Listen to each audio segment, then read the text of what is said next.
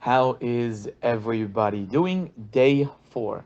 So before I address a big elephant in the room, we have to say this. Day 1 was, remember, I am married for Olam Haba, which that takes us to the next 4 days, which was day 2, which is no blaming, because if I'm in this for Olam Haba, doesn't make a difference what my spouse is doing. I have to be the best that I can be.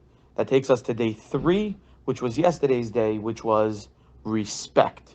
Always, above all, respect no matter what you get back in return. And then day 4, which is today, which is this is work. And before I even start, let me address the elephant in the room. I have says many people have been texting me, Rabbi, this is great, Rabbi, this is awesome. Still, I get a bunch of texts from wives. Rabbi, is my husband listening? Rabbi, could you send a link to my husband? I said, listen, I can't get involved. that's it's hard. This is hard enough for me. Um, but let us understand. Let us see. Let us discuss for 1 second the elephant in the room, and that is what somebody told me last night. Somebody came to me and said, Rabbi, no blaming. That's way too hard. That's way too difficult. And I said, you know what? The truth is, it is way too difficult. It's almost impossible to do. To sit there in a situation where you know another person is clearly wrong and you're not blaming. But the truth is that if we wanted to ever join this, ever take our Shalom Bayit to the next level, it was going to have to be hard. Nothing in life that's worth it is easy. Olam Haba is the hardest thing in the world to get, but it's the most worth it.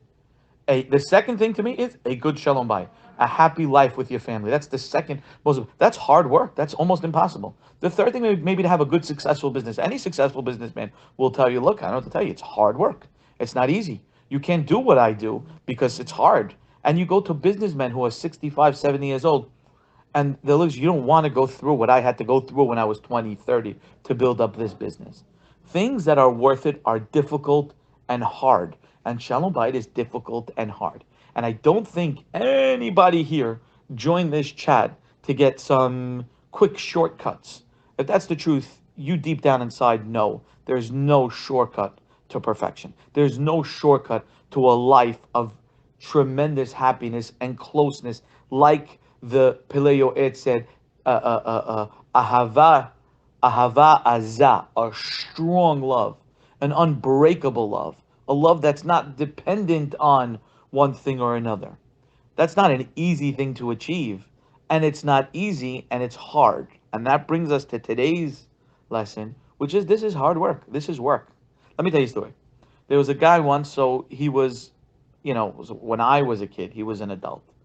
And we always used to see him stop off at a pizza store in Brooklyn before he went home. He'd come off the train on Avenue M. He would walk, get a slice of pizza at the, East 3rd Street, or maybe he got off at Avenue P, would get a slice of pizza at East 3rd Street, and then would walk home. One slice of pizza, sit down, eat it in a minute and a half, and go home. Well, somebody got enough guts to ask him why. You got a slice of pizza? He said, listen, I come home, I'm hungry, I'm irritated, I come from the train, my head is spinning. He said, I get into my door, my kids are run to me, my wife is yelling at me what the kids are doing.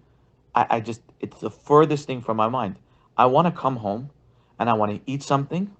I want to come home and I want to sit down and relax. And the second I get into my door, I'm pulverized by more work. I said, I can't handle it. So I thought of this idea. I get a slice of pizza. I fill my stomach a little bit. I get a glass of, I get a little soda. I get a little caffeine in my brains. I mentally prepare myself to walk in my house, and now I'm able to stand up for the challenge. It's amazing how many people make mistakes in Shalom Bayit based on just this factor alone, especially younger couples. Here's a young mother, she has 3 kids, they're bothering her all day, and all she's looking forward to is when daddy comes home, he's going to take the kids.